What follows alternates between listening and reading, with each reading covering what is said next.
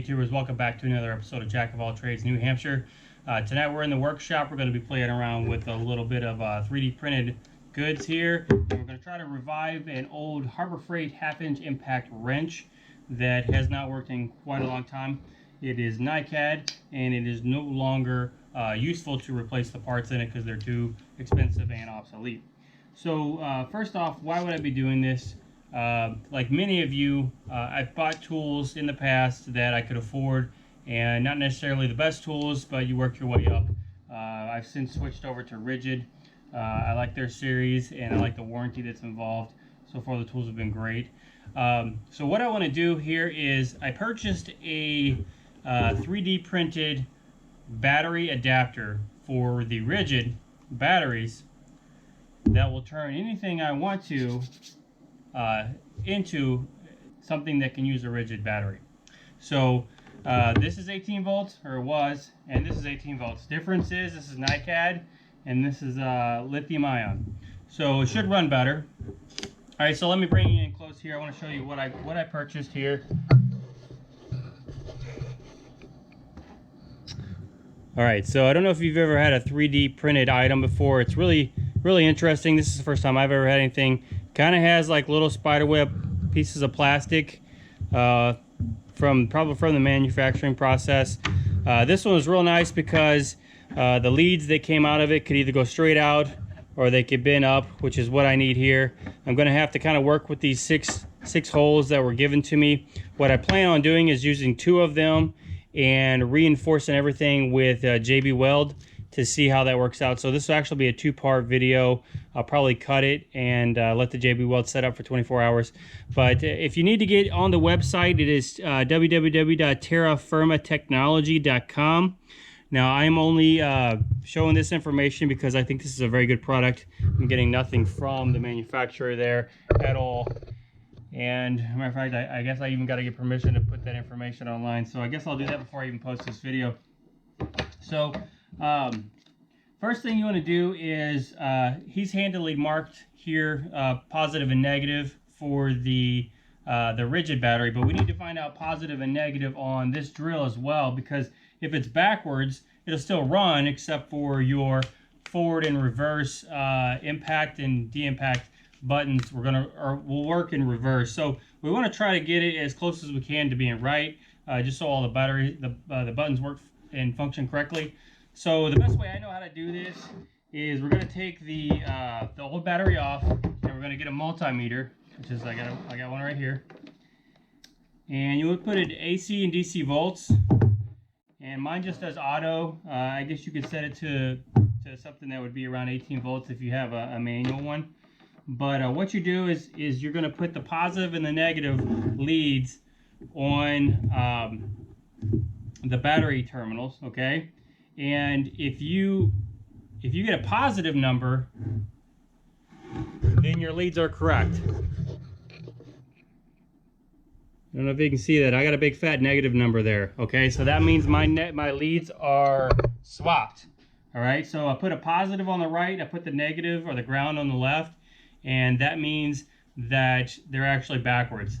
So if I switch them around to the other side, then that number will correct itself. Make sure I'm getting it right here. All right, and I'll show you again. There you go. As you can see, that's a positive number now. That battery does not have much juice left in it because it is sat for a very long time. So now I know the right side of the battery is negative and the left side is positive.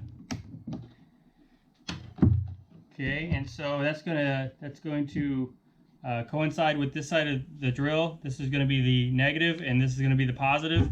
And the terminals here, black is negative, red is positive. So they're going to actually be crossed on the drill with the way I want to set it up. Now I'm going to have the battery actually backwards from the way it is on the Ridgid. The Ridgid has the little battery meter that's on the front where you can click on it and you can see where your battery is. I'm actually going to do that the opposite way, just so my holes line up a little better and just so the leads here can tuck in. Now I'm going to have a little bit of a gap here And you're going to see later on in the video, I'm going to use this polyplastics, which I'm going to give that a try. I've never used it before, but it's essentially plastic that you heat up to 150 degrees. I'm going to stuff it in that hole there to fill in that void, and then once it cools down, it'll harden. So that'll keep the leads protected. All right, so let's go ahead and get started on this. All right, so what I went ahead and did off camera is I went ahead and drilled 2 holes. This isn't going to be ideal or perfect, but there's 6 holes here in this bracket, and only 2 of them lined up exactly where I wanted to. Had I had it too far forward or too far backwards, it would not have been balanced. And I do want this to be able to be something that can sit down and it'll hold. So I have 2 screws. Most of the holding power is going to be with the JB Weld. So what you want to do is you want to go ahead first and prep the surface with alcohol so the JB Weld will hold better. And I just have some 91% isopropyl alcohol. This thing was used for quite a while before it died in Harbor Freight terms, so about 8 months. And so it is pretty greasy. So why am I reviving an old impact wrench? Well, the battery's dead, right? And I hate to throw away things that are still pretty functional. I looked at trying to replace the battery, and it's gonna be like 50 bucks. And this bracket here is only $15. So that was great. And when I ordered, it said it was gonna be backlogged for up to 5 days, and I actually got it 2 days later. I figure he's probably 3D printing medical supplies and stuff like that right now with the virus going around. Okay, so I've cleaned off the drill portion here, and I'm going to go ahead and clear, also clean the bracket side.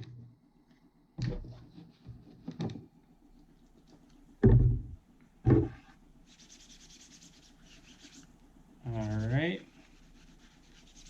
Okay, we're going to let that dry while we mix up some JB Weld. Now, I've had this same thing at JB Weld for probably about 6 years. 6 or 7 years. It's 2020. I've probably had this longer than that. So hopefully this stuff doesn't go bad because it's pretty old. Alright, let's bring you in here. Alright, so mixing up JB Weld is nothing too special. It's probably JB Welded itself. There we go. So you're just going to make, you kind of figure out how much you're going to use, and you're going to mix two blobs about the same size.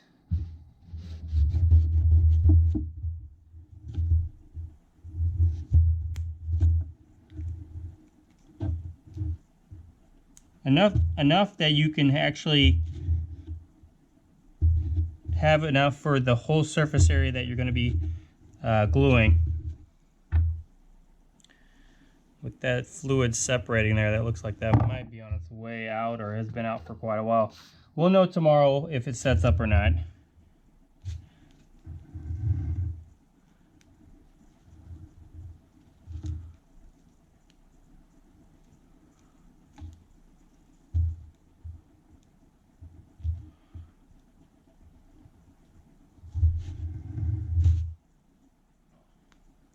I don't know if you've seen the Project Farm channel, but he used JB Weld to test out the holding strength, and it actually did really well compared to everything else. Even though it wasn't even made for plastics, it was done in a demo to weld plastics together, and did great. All right, so we're gonna mix this up now. Just got a little piece of wood here.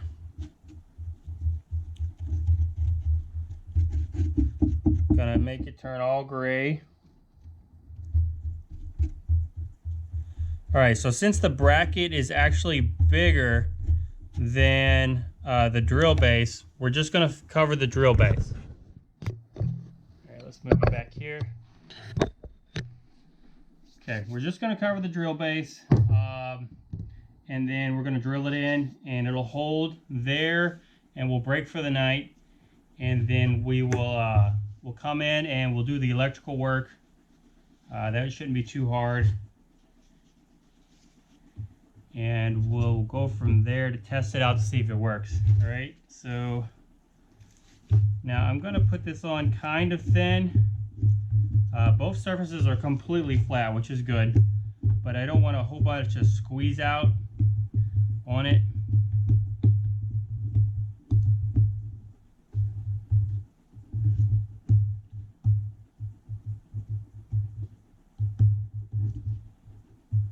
Now, as far as what I picked for this, I did pretty much decide to go with JB Weld just because I had it in the house already. This isn't supposed to be fancy or look nice. This isn't some kind of tool that gets a lot of attention. It's just going to be pretty much used for doing tire rotations and basic stuff like that. I've got air impacts for the heavy duty stuff. So, yep, the hex impact that Ridgid has, it will take the lug nuts off. It just it's not as quick. So why not revive an old tool, right? All right, so it's a nice even layer, it looks like there. I'm gonna go ahead and get this lined up, and I got just two little metal screws. And what you want to make sure is if you're using something like this, the surface needs to be there needs to be a flat shoulder on it, okay? And that will just ensure that it seats properly. If you get a curved shoulder, it's not going to do as well. Those are typically for wood. Okay. And so I'm just going to go ahead and push this in, and we'll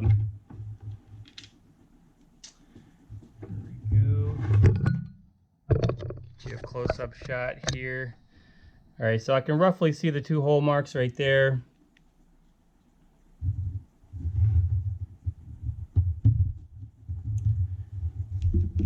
Okay.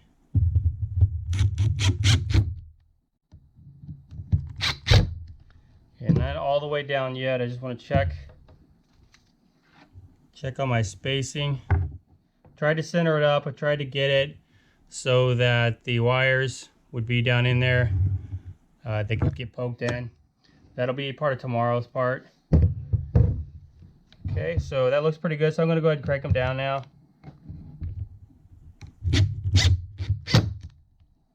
You hear the little impacts. It's actually a pretty powerful little guy. So I'm going to put it on level 1 because I don't want to strip anything out. I couldn't be more than happy with this whole set of the Ridgid setup. The tool set is really nice. Okay, so just got a little bit of push out there. We'll clean that up here.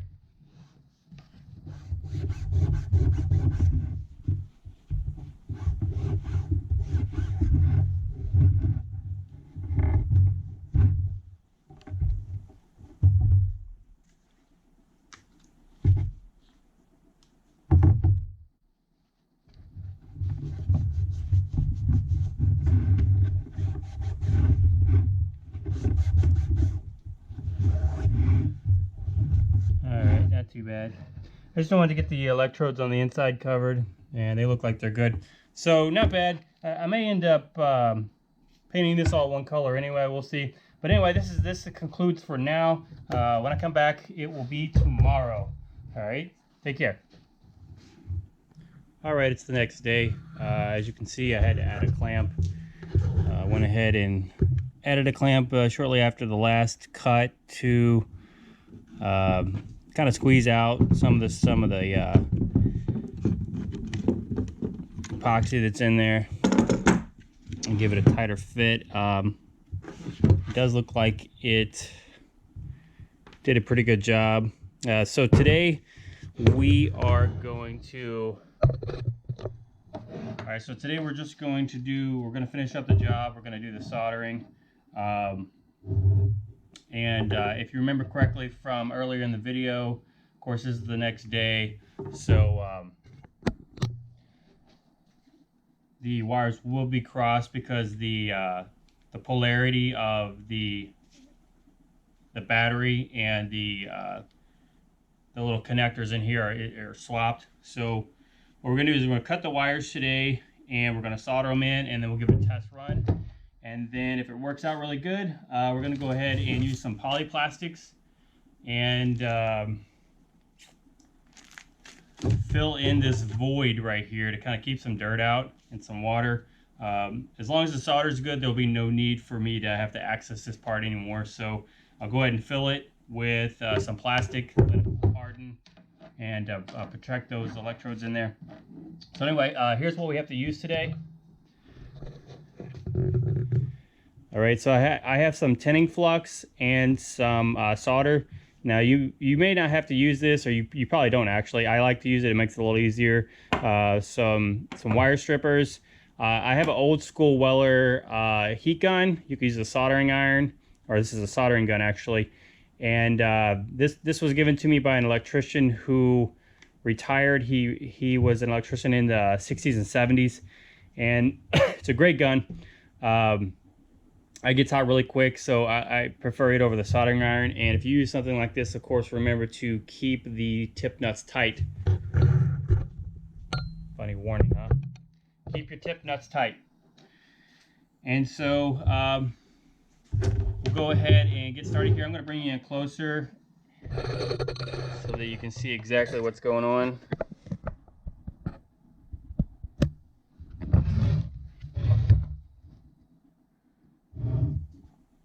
Okay. All right, so we just have to first start out by cutting it. We want to measure. We don't want to cut it short, right? So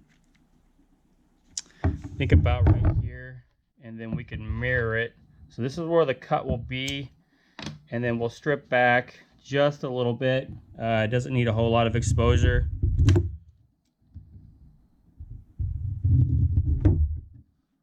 Okay, and then we can just copy that here, since it's the same distance. And they do give you, this company does give you plenty of wire, so depending on what you're setting up, you do have a lot to work with. Okay, so what I'm going to do is I'm just going to twist these ends now, and we're going to go ahead and tin them so that it makes it easier to solder. Now the hard part is going to be to solder the electrodes, the little connectors in here, because see, I don't have a whole lot of light. They're going to be harder to bring up to temperature, right? So to get a good solder on that, it'd be kind of hard to do, but we'll see what we can get. I'll clean them off. I'll throw some tinning flux on there and see if I can pre-solder them to see if it'll help. All right.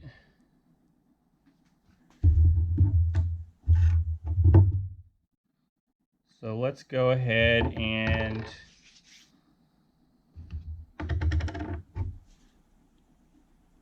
get the tinning flux. I'm gonna put a little bit on each one. This helps spread the heat out really quick and even.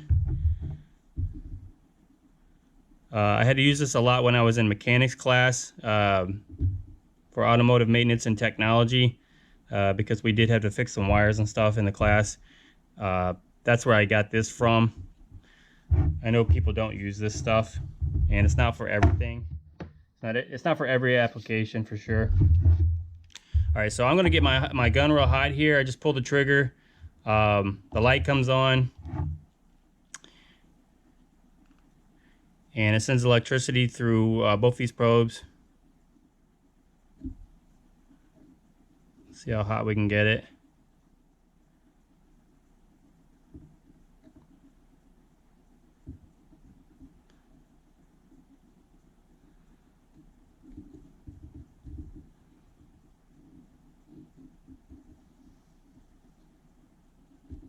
There we go. All right. Let that cool down. Okay, we'll do the next side here.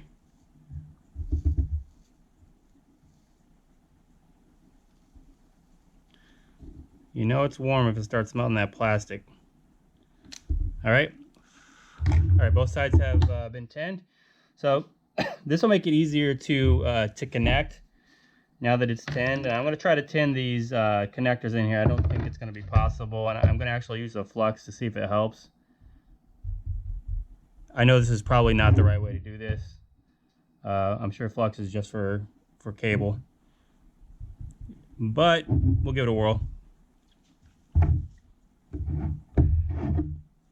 Again, you don't need the flux. It just helps spread the heat out. It makes it a little easier.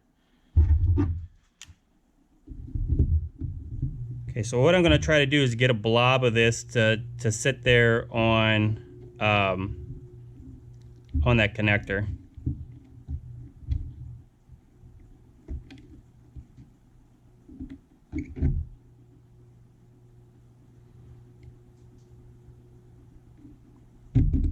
All right, that worked. Okay, I don't know if you can see that there. Yes, so you can see there's a blob stuck to there. Okay, so that's going to make it easier for me to heat up and connect that wire. So we're going to do the other side now. Now, for those of you using a soldering iron, just know that it'll take a little bit longer unless you have a really good industrial size one. They do take a while to get hot and transfer heat.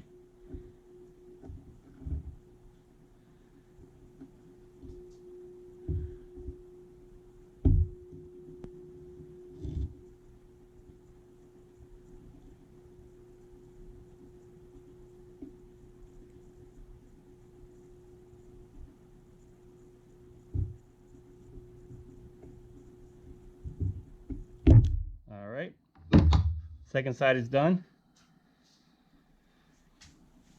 All right, melted some plastic there.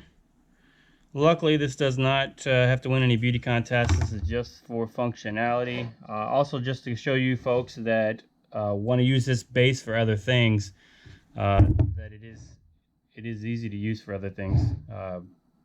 I can see all kinds of applications for this, honestly. To camping, maybe emergency stuff, getting certain things that you have that are portable to work on a rechargeable battery. All right, so we're going to cross these wires, and I'm going to get my gun real hot. And so I'm just holding the trigger down on the gun here. And I'm going to get that cable lined up just right.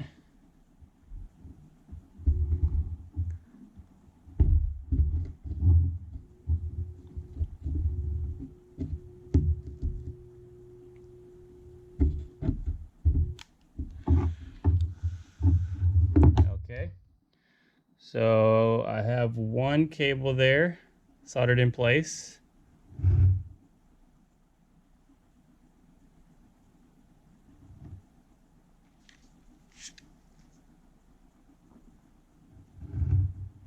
Real simple. Once you get the once you get one side done, or once you get the tinning on there, it's pretty easy to heat heat the gun up and get the solder to flow, and then pull it off and let it stick.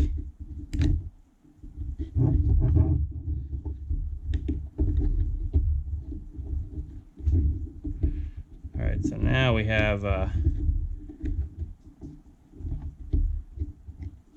okay.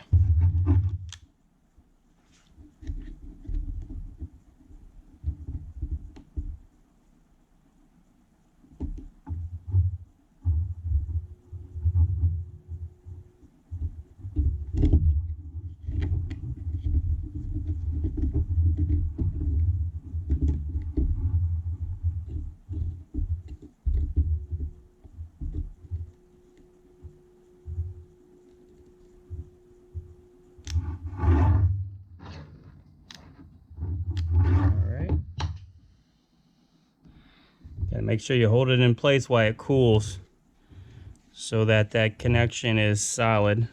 All right. All right, so both of them been done, and we'll go ahead and test it out now. Just pushing on it looks like the solder is really good. And okay, so it's the moment of truth now. Let's go get a battery.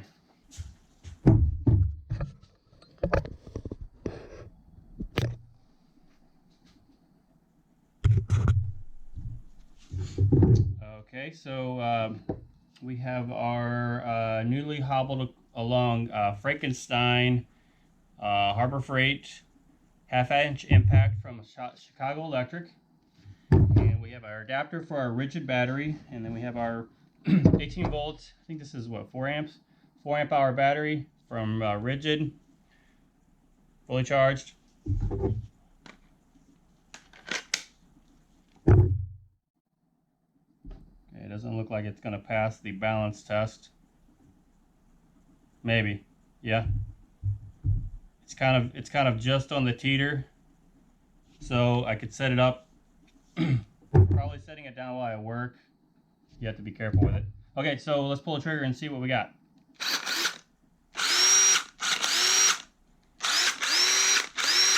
That's the best it's worked in a long time. Let's see what impact wrench looks like. Impact socket.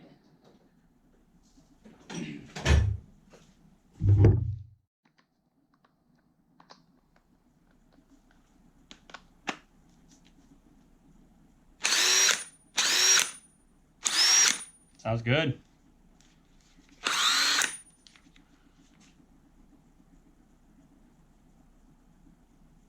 Looks hideous, doesn't it? All right, so let's go ahead and fill this part in here with the plastic and we'll be done. Alrighty, so we got the polyplastics out here. Now, I ordered this just because of some videos I saw on YouTube with people making plastic. What I have here it does not have any instructions. And it might be because this is like a color additive, right? So this is to turn your normal clear plastics into different colors. I just picked it because it was the cheapest thing. So you have to have water, I believe, that's up to 150 degrees. And I would put it in a container you don't plan to ever eat out again that you can just throw away. I don't care what color this is. To be honest, we're probably not going to do blue. I think some black.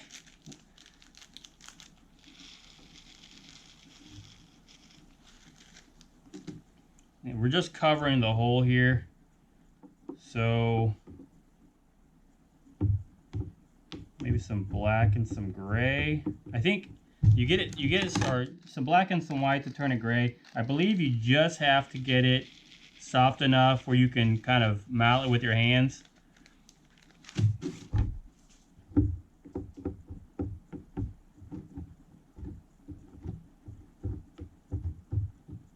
Now 150 degrees is hot, but it's not going to really burn you.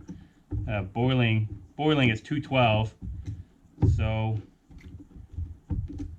I just heated this up in the microwave too, the water. It's really easy to do. Looks like it's doing pretty good. So let's see here. Yeah, 150 is definitely not gonna bother you. I mean, you think about it, hot tubs are close to 100. Whoa, it's slippery. I can still feel where some of the pellets are pretty hard in there. So let's let it sit for a little bit longer.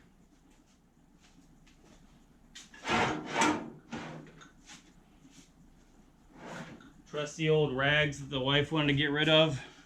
Just use them in the shop. Toss them afterwards. All right, let's see. Again, we're not looking to win any beauty pageants here. This is just to protect that area. And I don't think I have enough.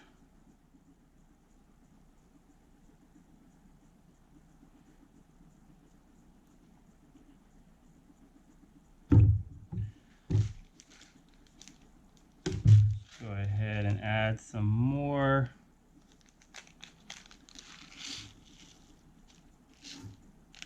Again, this whole pack was like $6. So I just grabbed the cheapest thing that was there because I needed some plastic. It's on Amazon.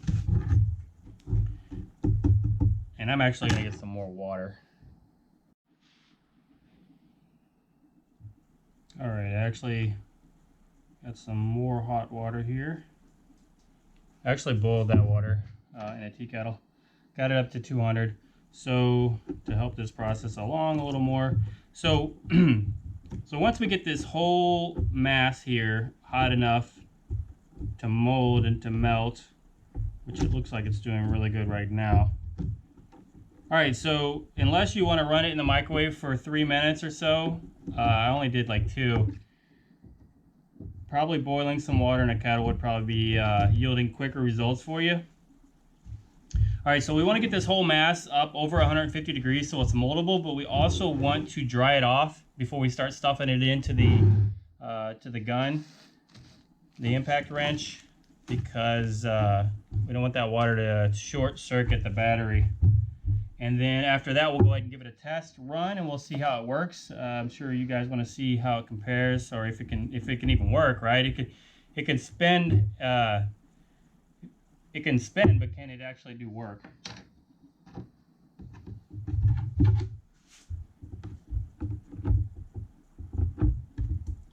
All right.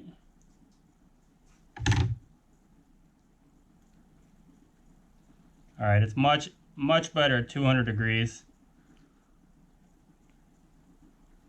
Still have some hard parts in the middle there. I'm just gonna flatten it out.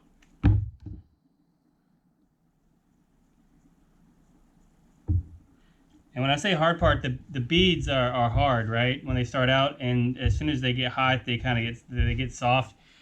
So that's what I'm trying to do. I'm trying to make sure all the beads soften up.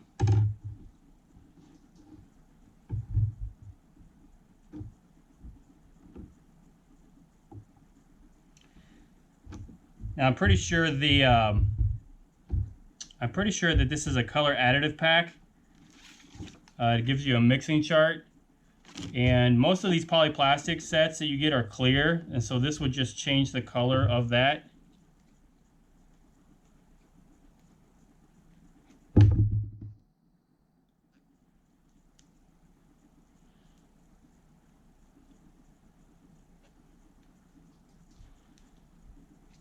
It's going to end up matching the same color as the epoxy that was used, the JB Weld.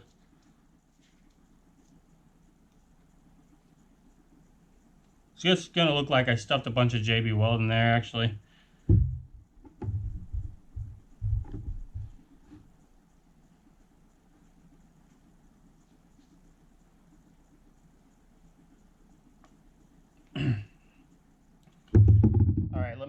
This thing is slippery. I'm going to flatten it out one more time. See if I can get the colors to blend a little bit better. And then if not, I'm just going to go ahead and work with it. Let's let it sit for a while. Alright, we're back. Just so you know, I did go ahead and boil a cup of water and throw it in there, and it has completely turned into epoxy at this point. Really good. So I let it sit for a couple minutes. Maybe that'll save you some time going through that learning process. So just go ahead and boil some water and let it sit for 2-3 minutes, and the colors will blend a lot better then too. And I'm not feeling hardly any of them being hard in here now. So I think they've all melted. Okay, and we're going to go ahead. This is fairly dry. I'm going to go ahead and shove it in there.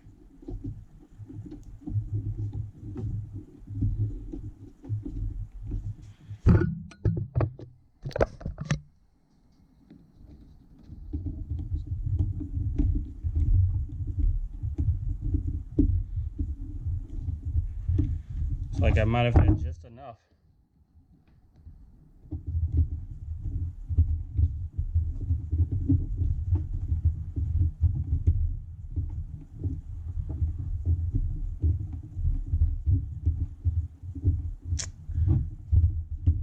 Man, that is ugly.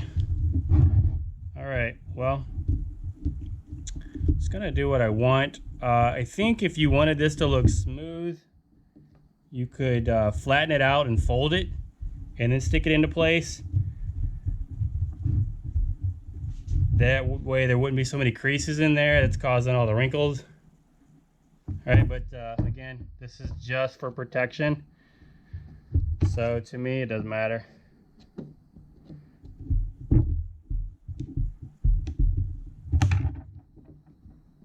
It's already starting to harden up pretty good. Want to make sure it fills that void so we don't have any loose plastic rattling around. All right, we'll go ahead and give it a test. And so the whole purpose for me was, instead of getting out my air impacts, if I just have a small job to do, here's my earthquake that I use. This is also Harbor Freight, 1/2 inch, perfect. Use the high flow attachments on it. That's for a lot of work. But you know, if I'm going to just take the tires off to rotate them, or to pull a tire off, I don't want to go through all that, run the hoses out and everything. So I've been using this with one of the 1/2 inch hex adapters. It works. It actually does work. It doesn't work real quick. So having this sitting around, I thought, okay, well, if I can get this to work with the batteries, then this will save me some time. So let's see if it does save any time. I'm going to go do a little experiment. It's going to be in no way scientific, so don't bust my balls over it. But we'll go ahead and check it out. All right, I've lifted the tire up. We're going to go ahead and do the whole thing around.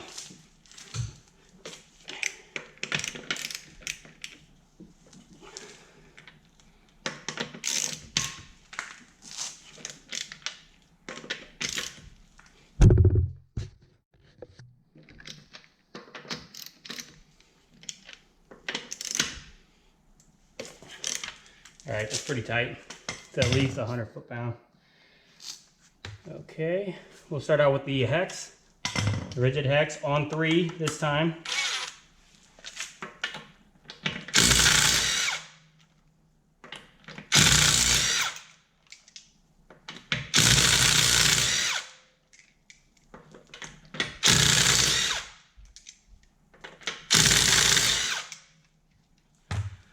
Well, that's not a bad deal at all, is it?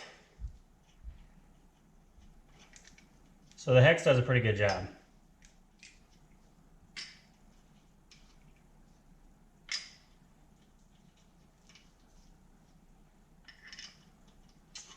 All right, let's see if the Harbor Freight Frankenstein can at least do that. I think it does better. It's just these are pretty low torque values.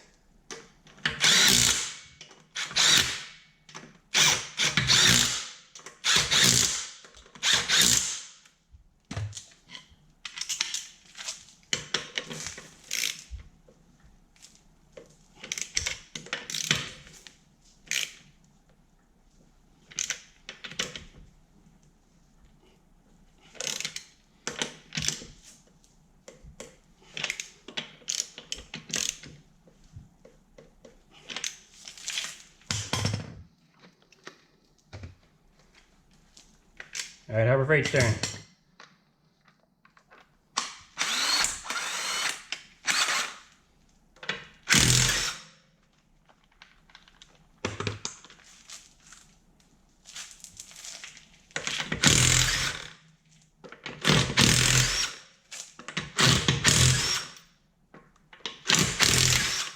That's weird. The nut doesn't come out on any of them with the Harbor Freight. It's the same exact socket.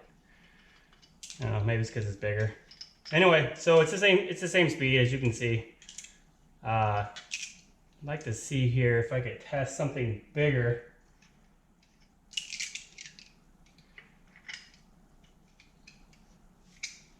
All right, that's all I got. All right, as that short demonstration showed, the tool is effective now. It will be able to be used for impact type work. Hopefully that has shown you how maybe to handle a couple things. The polyplastic here, this has only been 5 minutes. It's rock hard now, so that's good. This adapter is great. Hopefully you can use it and implement it into something that you're creating at your house. And hope you like this little demonstration of what I'm doing here to get things up and running. If you like the channel, please hit like and subscribe. and we'll see if we can get some more videos out. Take care. Bye.